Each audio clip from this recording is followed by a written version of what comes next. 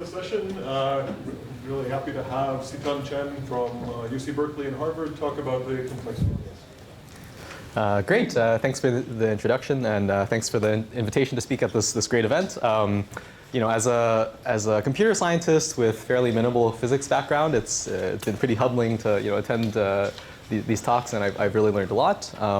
It's also a little intimidating to be giving a talk on NISQ to this audience, so bear with me. Okay, so I'll be talking about joint work with Jordan Kotler, Robert Huang, and Jerry Lee on trying to understand NISQ more from a complexity theoretic angle. Okay, so I'm going to be saying some controversial things in a few slides. So let me begin with a slide that everyone can agree on. Right, so I think we all can agree that fault-tolerant quantum computing is still quite far away. In the meantime, there's been proliferation of these noisy quantum devices based on various technologies like superconducting qubits, trapped ions, what have you. While these noisy quantum devices, on their own, don't seem to be, particularly powerful, the predominant paradigm in this NISQ era, that's the subject of this workshop, is to design algorithms that are based on some form of hybrid quantum classical computation. Okay, so the point is that we have this noisy quantum device sitting in the lab. We also have a laptop, that can apply arbitrary polynomial time pre and post processing to determine what kinds of noisy quantum circuits to run. And based on sort of the samples we see from these various noisy quantum circuit runs, we'd like to solve problems, a richer class of problems than we'd be able to solve using just one of these two devices in isolation. Okay, so there have been a wide variety of near-term algorithms that have been proposed in the NISQ era, mostly centered around variational methods. Lots of exciting potential applications.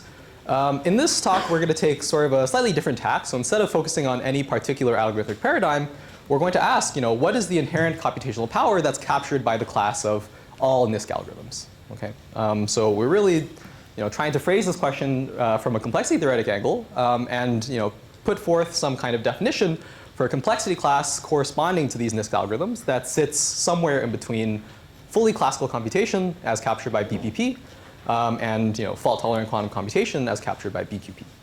Okay, so what do we want out of such a definition? So here's where the controversy starts. For starters, okay, we certainly want some notion of noisy quantum computation, right? So we want whatever circuits that we're running to have sort of noisy quantum logic gates. Okay, and so here's where the maybe certain modeling choices have to be made. Okay, so I'm going to additionally assume the following: that whatever noisy quantum computation you're running, all the qubits have to essentially be prepared at the start, and we're not going to allow you to bring in fresh ancilla in the middle of the computation.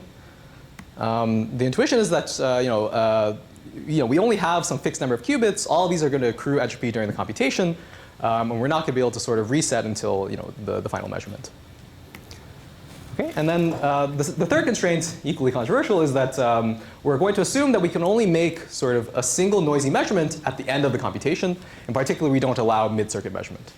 Okay, so I'll say a bit about you might have doubts about this. I'll say about this in a few slides. And this is really to capture the practical difficulty of really isolating qubits to measure mid-circuit without decohering remaining qubits. Note that if I really fully removed any one of these three constraints, this would already allow non-trivial fault tolerance, at least in theory. Okay, so these are sort of the three criteria for our definition. Now let's see how we put this together to give some notion of a complexity class for NISQ. So again, the NISQ algorithm that we're running is going to make queries to some noisy quantum circuit oracle. So what does this mean? At any point in time, I can ask, I can give it maybe a sequence of unitaries U1 through UT, maybe over poly n qubits where n is the input size. And what we get out of this noisy quantum circuit oracle is the following. The oracle is going to sample from the distribution over classical strings you would get by running this circuit that we specified, but where it's been interleaved, like every layer is interleaved with a layer of, let's say, local noise. Okay, so how you sample a string from this noisy quantum circuit is, we're going to initialize all 0 state, and then we're going to alternate between noise layers and unitary layers.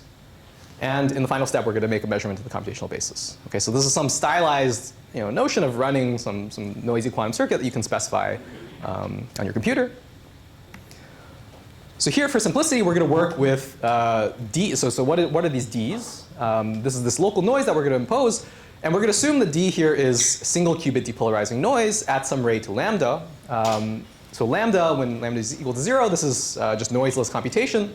When lambda equals 1, this is completely depolarizing noise. And so this model is really meant to capture both noise in the unitaries as well as noise in the state preparation and in the measurement. OK, so let me just wrap up the definition of NISQ before turning to some burning questions that you might be having about these definitions. So what is a NISQ algorithm? This is nothing more than some classical algorithm, a probabilistic Turing machine, say, that can make queries to this NQC oracle. And in particular, these queries can be adaptive, right? So based on the transcript of the strings you've seen so far from making oracle queries, maybe in the next step you prepare your the next circuit to query adaptively based on that transcript. How do we measure the complexity of a NISQ algorithm? OK, we're sort of happy with things being captured up to polynomials. So let's imagine that the runtime is simply specified by the sum of the classical runtime of the Turing machine and the time spent making these noisy quantum circuit oracle queries. OK, so how do we formalize this latter quantity? Again, we're happy with things up to polynomials. So let's just imagine that the time spent on noisy quantum circuit oracle queries is essentially scaling linearly in the depth, in the number of unitaries that you specify, and linearly in the width, the number of qubits in that particular circuit. Okay, and then with all this in place, we can simply define NISQ to be the complexity class corresponding to classical languages, which are accepted in polynomial time by some NISQ algorithm with high probability. Okay, so note that if lambda, this noise rate corresponding to the depolarizing noise at every layer is 0, then we simply recover BQP. If the noise rate is maximal, or if the Turing machine never makes use of this NQC oracle, that's just BPP. So this complexity class really is sitting in between both BPP and BQP. So why do you assume that the time is proportional to the number of qubits and not just the number of layers of computation? Oh, yeah. So this is all up to poly n factors. Yeah, so you can sort of ignore the number of qubits. I'm assuming the number of qubits is polynomial in the input size anyway, so yeah.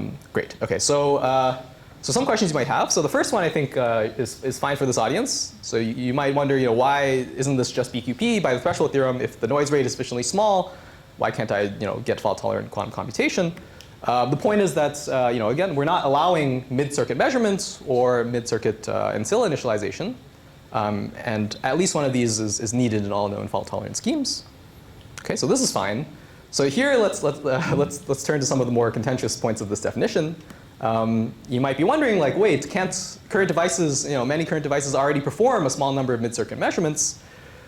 This is certainly true, and I think it's, I think this work is really a nice starting point towards exploring these kinds of questions. So I think a very interesting open question, after we go through the results in this work, in this talk, would be to explore whether there's some kind of hierarchy that you can define in between NISQ and BQP to sort of account for this. If I allow my NISQ algorithm to actually perform a modest number of mid-circuit measurements, this corresponds to some complexity class that sits further up in this hierarchy between BPP and BQP. You can study the computational power of such algorithms. We don't do that in this work. The other thing I'll say that the focus in this talk will be primarily on lower bounds, and for reasons that I'll specify a bit later, these lower bounds actually still apply further along this hierarchy, even if you allow mid-circuit measurements. Okay, so this has to do with some subtleties involving using oracles in the presence of noisy complexity classes, but I'll say more about this later. OK, and then another burning question you might have is why commit to this particular noise model? So as Bill touched upon in his talk, depolarizing noise is a very stylized notion of noise. In reality, we're not going to just be working with local depolarizing noise. So let me mention that the upper bounds that we show are actually robust to arbitrary adversarial local noise. Our lower bounds, OK, they do need to sort of assume that somehow this entropy is constantly increasing as you run this noisy quantum circuit.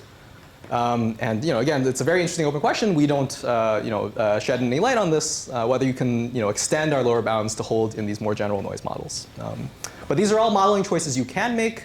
We commit to this particular choice of noise model because it's particularly simple for proving the kinds of bounds that we need. Okay, and then maybe the most important question is the following, which is, is the asymptotic language of complexity theory actually the right way to reason about NISQ, right? Maybe at the end of the day, I really only care about questions over system sizes between 50 and 500, I don't know. In any case, as Daniel's talk in the morning touched upon, we really need to make sure that whatever quantum advantage being claimed at the end of the day isn't an artifact of somehow finite size effects. Of course, this asymptotic language is one surefire way of avoiding this kind of thing. But I think there's definitely a lot of room for discussion on whether there are alternatives to this asymptotic theory that one could propose. So hopefully during the Q&A session, people in the audience can help me jointly brainstorm about these kinds of questions. Okay, but sort of the central thesis in this work is that somehow the key bottleneck, or at least one key bottleneck for NISQ devices, is not really the width or the number of qubits available. It's really the inability to pump out entropy. So if you believe that these noise, the noise model to work with is one that's predominantly entropy increasing, the fact that it's difficult to make mid-circuit measurements and mid-circuit ancilla initialization is somehow the key difficulty that leads to somehow separations between NISQ and more general quantum computation. Okay, but you could believe or disbelieve this thesis. This is sort of the central idea for this talk. But yeah, definitely open to discussion during the Q&A. Okay, so anyways, this is the model we'll work with for the rest of the talk. At this point, I want to give you an outline for what to expect next. So I'm going to go through essentially three very well-studied kind of textbook problems in quantum algorithms: unstructured search, Simon's problem, and shadow tomography. I'm going to show you upper and lower bounds for these different questions, and I'll conclude with some open problems. Okay, so I'll start with Grover's search because I think the proof technique that we use here is could be of interest. Not just if you care about NISQ, but more generally if you care about sort of query complexity, lower bounds under restricted models of quantum computation. Okay, so let's recall Grover's search. We have a list of n elements, one of which is marked. Let's call it I star. And we get access to some oracle, this phase oracle for this marked element. Okay. So what we show is that in this NISQ model, actually, you don't expect any kind of, you can't get a quadratic speedup as long as the noise rate is constant. Okay, so just to parse this statement for you, remember lambda is the noise rate. Let's imagine lambda is some small constant, like 10%. Then this is really saying that up to log factors, you need linear number of queries in the domain size in order to solve unstructured search. Okay? So in other words, with constant noise rate, there's no speed up in NISQ, maybe up to some log factors that are more like technical artifacts of the proof. Okay, so let me sort of briefly outline the proof strategy. So there's an easy step and a hard step. The easy step is, as everybody in the audience knows, the fact that we have noise at every layer means that we can't really use high-depth quantum computation. So it suffices to consider NISQ algorithms that only ever call the random quantum circuit oracle on low-depth quantum circuits. Okay, so this is somehow the easy step. And then the hard step is really proving a lower bound against hybrid quantum classical algorithms that only make use of low-depth quantum circuits. Okay, so let's just do the easy step, which is really just based on this this foundational work of Dorit and others. So we do know that if I look at the output distribution of a noisy quantum circuit, the statistical distance between the output distribution versus the uniform distribution is exponentially decaying in the depth of the circuit.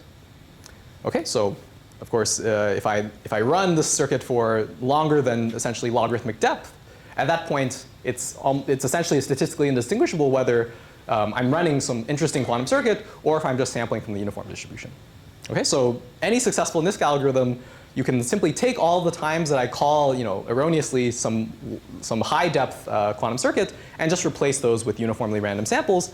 And this you can show it doesn't really change the behavior of the algorithm. Okay, so it really suffices to consider low-depth algorithms. Okay, this is the easy step. Now the question is, how do you show a lower bound for low-depth algorithms? And at this point, you might think, okay, like it's been known for ages that you can't get Grover-like speedups with low-depth quantum computation. In fact, you can precisely work out, essentially, if I take any quantum circuit of a certain depth, and I look at the distance between the output state, if the oracle is corresponding to the ith element being marked, versus if the oracle is the trivial oracle. Okay, you can quantitatively work out what the distance between these output states is. Okay, so if the depth is t and the number of marked elements is n, on average this distance scales something like t squared over n. So in particular, this is where you see this square root n show up. Now the question is, how do you actually upgrade this to a lower bound, not against bounded depth quantum computation, but something slightly more powerful, which is hybrid classical quantum computation, where the quantum oracle, the quantum computations are bounded depth. Okay, so really the question here is, even in the absence of quantum depth, can I somehow use classical post-processing to sort of fight against this kind of lower bound? And the answer will be no. But reasoning about this is somewhat subtle. Okay, so how do we do this? We're going to use this sort of learning tree formalism that has been pretty useful, pretty successful in reasoning about various problems about learning from quantum data using, let's say, unentangled measurements. Okay, so the general idea is as follows. Okay, any NISQ algorithm you can kind of think of as a decision tree, right? At any point in this tree, this kind of corresponds to the transcript of measurement outcomes you've seen so far. And based on that transcript, you're going to pick some quantum circuit and call the NQC oracle with that quantum circuit, get some new element of the transcript, and progress down the tree. So in particular, a run of a NISQ algorithm is nothing more than some path down this decision tree. And so if I specify the algorithm and I specify what oracle I'm using, ultimately that defines some distribution over leaves of this tree, corresponding to possible trajectories of your algorithm. Okay? So this is just some formalism that lets us reason about sort of, especially the adaptivity that's inherent in these NISQ algorithms.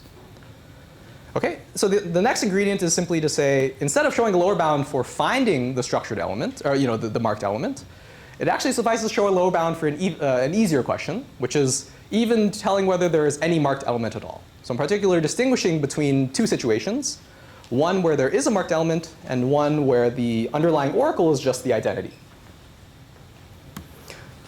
So how we're going to do this is, given any NISQ algorithm, we can define two kinds of distributions over the leaves of this tree. If the marked element is I, define pi to be the distribution over leaves when the oracle is given by the marked element I. And define q to just be the distribution if the oracle is the trivial oracle. What I want to say is, in some sense, on average over I, it's hard to distinguish between p sub I and q. And this is really formalizing this first line, that it's hard to distinguish whether there is any marked element at all. Okay, so phrased in statistical language, what you're really trying to show is that if the number of queries you make to the Grover oracle across all of your NQC calls is too small, the statistical distance between the following two distributions is small, namely the mixture of these pi's over different i's. Right? So the expectation over I is just uniformly at random across marked elements. And the other distribution is just this trivial distribution that corresponds to when the oracle is the trivial oracle. Okay, so we want to show that the statistical distance between these two distributions is vanishing. How you show this is by showing that, one way of showing this is by showing that the likelihood ratio between these two distributions is close to 1 with high probability. So what does this mean? Q of x is just the probability that I reach a particular leaf x in the tree under the distribution q. Expectation over I of pi of x is just the probability I reach that same leaf under this alternative hypothesis where there is a marked element. I want to show this ratio is close to 1 with high probability. All right, so let me briefly sketch sort of the analysis that goes into showing this. So you can explicitly write down what this likelihood ratio is, right? So if I define phi sub I of some algorithm A, some quantum circuit A, to be the output state under that quantum circuit, here there's a subscript x less than t just to indicate that the choice of circuit depends on the transcript you've seen so far. Okay, so the numerator is just, I'm looking at the inner product square between the output state of my circuit and the rank 1 measurement, xt, that I'm using at the end of that circuit. Okay, and in the same way, the denominator q, that's just given by replacing 5i, which corresponds to when the Grover oracle is the ith element, by phi0, which is when the underlying oracle is the trivial oracle. Okay, so but this is some expression. Not super important what this expression is, but here's the key idea. If I take this expression, which is some product of likelihood ratios of individual steps, and I look at the sequence of partial products as follows, this is actually a multiplicative martingale. And this is just because that's how likelihood ratios work. So even if there's additivity, you still have this nice martingale structure that says that in expectation, when I go from the sth time step to the s plus 1th time step, the multiplicative change that I incur is 1 in expectation. So this is very useful because now you can apply martingale concentration. And all you need to do to use these kinds of off-the-shelf techniques is to really control the variance of these jumps as you go from the sth step to the s plus 1st step. Okay, and this is some calculation, but you can show that these jumps are essentially dictated by this quantity that I showed on a previous slide, namely this classically studied quantity, which is just the distance between the output state under the ith Grover oracle and the output state under the trivial oracle. Right, so this is just a standard geometric quantity. So recall we have a bound on this quantity.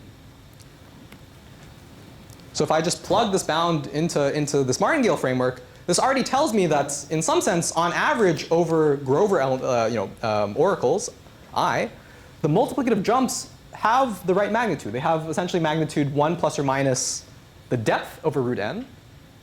The depth is bounded, so this is up to log factors just order 1. Okay, so this is saying that the likelihood ratio really jumps roughly by 1 plus or minus 1 over root n at every step. And this says that after n steps, this likelihood ratio is still close to 1. So this is really formalizing this intuition that even if you allow hybrid quantum classical computation, you still sort of run into the same wall that you run into with just non-hybrid, just like bounded quantum computation. Right? So this is really saying that you can kind of upgrade this bound of Ząlka and others from just the pure bounded depth quantum computation setting to this modern hybrid quantum classical framework and get essentially the same negative result. This kind of general technique has also been, just as a remark, it's also been useful for a variety of other kind of quantum state learning tasks, classical shadows, state tomography, Pauli channel estimation, et cetera. And I think this should have more applications down the line. OK, so that's all I wanted to say about Grover search. I think the general kind of takeaway from here is that because you have noise, you can't afford large depth computation, as everyone knows. And we give this kind of martingale-based framework for reasoning about how even if you allow hybrid quantum classical, that's not going to help you go beyond these lower bounds for bounded depth quantum computation. OK, let me now turn to something that's slightly less concrete. So Grover search, that's just some particular problem, but you might be interested in actually trying to separate these complexity classes. And of course, we can't really hope for unconditional separations because even between BPP and BQP, this is a horribly hard open problem. So we're going to go for something much more modest, which is just an oracle separation. What's the oracle we're going to use? It's going to be some variant of the classic Simon's oracle. Okay, so just to recall, Simon's oracle corresponds to some 2-to-1 function from n bits to n bits, where this function, the underlying period is some unknown string s. And we're going to use variants of this Simon's oracle to show separations between NISQ, BPP, and BQP. So we're going to separate BPP and NISQ, which you can interpret as kind of saying there are kind of these artificial oracle problems where you do have a super-polynomial NISQ advantage using a certain robustified version of Simon's oracle. And then to show that NISQ in some relativized world can't attain fault-tolerant quantum computation, we're going to use sort of a de-robustified version of Simon's oracle. So let me tell you about the second one because this proof is actually quite trivial. All right, so how do you separate NISQ and BQP? Let's consider the following rather contrived oracle where we take Simon's function and we lift it in the following simple way. So we augment the domain from n bits to 2n bits. And then essentially for all of the, these new domain elements we've introduced, we're going to map them kind of trivially to the all one string. Okay, so now the separation between NISQ and BQP is almost immediate. The point is that if I start at any sort of interesting input and I apply some noise, almost surely you're going to end up in this uninteresting part of the domain, and you're not going to get any signal. And that's the whole proof. Okay, so this separation is very easy. Now you can get something a bit more sophisticated by saying that actually NISQ isn't just weaker than BQP relative to this kind of oracle. If you kind of soup up this oracle using this recursive construction due to Cha et al. In their paper on the need for large quantum depth, you can actually show that NISQ is even weaker than BPP with access to noiseless bounded depth quantum computation. Okay? I want to emphasize that this kind of separation is fundamentally different from the Grover separation that we saw, because here we're not exploiting the fact that you can't pump out entropy. In fact, even if I allowed you arbitrary noiseless quantum computation in between the oracle calls, you would still be dead in the water, because the noise before and after the oracle calls completely scrambles the underlying signal in the oracle. Okay? Okay, so this is to separate NISQ and BQP. What about NISQ and BPP? So here, instead of lifting the Simon's oracle to something that, if I add a bit of noise, it kind of completely dies, we're going to do the opposite. We're going to construct some version of Simon's oracle where even if I sort of post and prepend this oracle with noise, it's still somehow sufficiently robust. All right, so this is it's going to be a fairly contrived setting, but it's some oracle separation. All right, so here's just the usual circuit for Simon's algorithm, and our strategy is going to be as follows. We're going to sort of robustly implement the circuit for Simon's algorithm, which really has three phases, right? It has the state preparation. You want to robustly prepare this all plus tensor all zero state.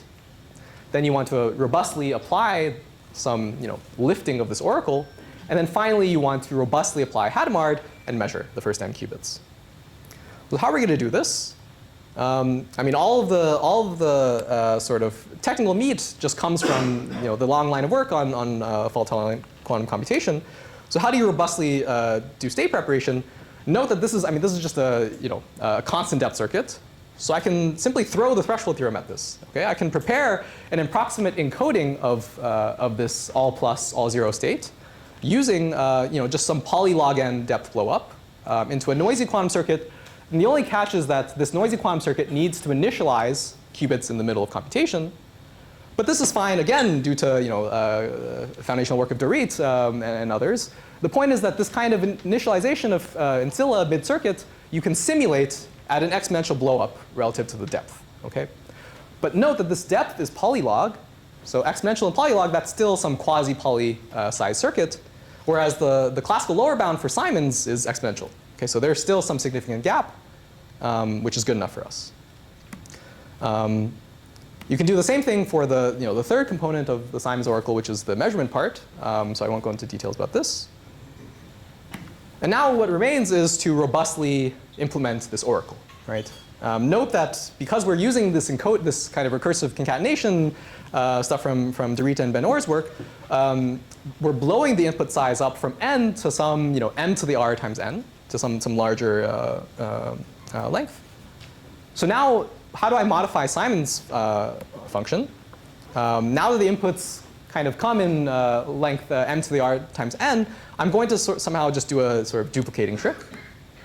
So now, given any input which is close to an encoding of an n length n bit string, I'm going to send that input to what the original Simon's function would have sent.